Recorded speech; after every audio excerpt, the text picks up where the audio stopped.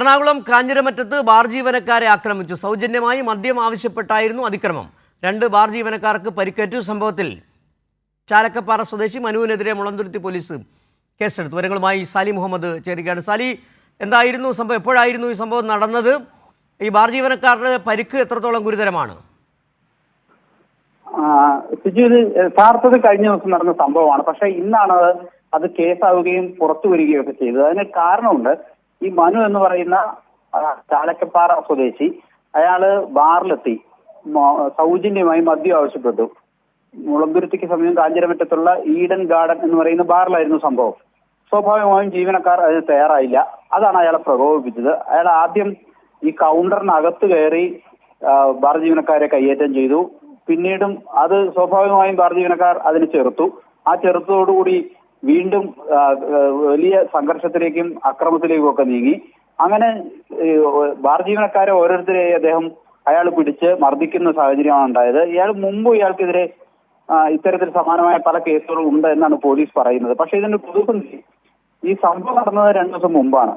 ഇതുവരെ police കേസെത്തിയിരുന്നില്ല. Bar ജീവനക്കാർക്ക് കാര്യമായി അവർ പരാതിയുമായി പോലീസിനെ സമീപിക്കാൻ തയ്യാറായില്ല. സ്വാഭാവികമായും ബാറാണ്, സ്ഥാപനം നടത്തണം എന്നുള്ളത് കൊണ്ട് തന്നെ അവർ പോലീസിൽ പരാതിയുമായി എത്തിയില്ല. പക്ഷേ അതിന്റെ ഒരു ട്വിസ്റ്റ് ഉണ്ടായത് ഇന്നാണ്.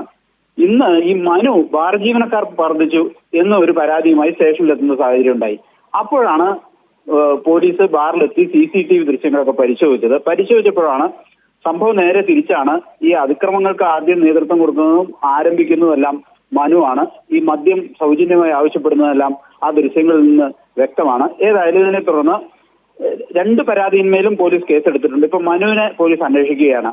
ഈ പരിക്കേറ്റത് 2 ഇതര സംസ്ഥാന തൊഴിലാളികളായ ബാർ ജീവനക്കാർക്കാണ്. അവരുടെ ഒരാളുടെ വിരൽ ഒടിഞ്ഞിട്ടുണ്ട്, മറ്റൊരാൾക്കും കാര്യമായി പരിക്കുണ്ട്. രണ്ടുപേരും ആശുപത്രി പ്രവേശിപ്പിച്ച് പ്രാഥമിക ചികിത്സയ്ക്ക് ശേഷം ഇന്നലെ തന്നെ ഡ്യൂട്ടി പ്രവേശിച്ചിട്ടുണ്ട്.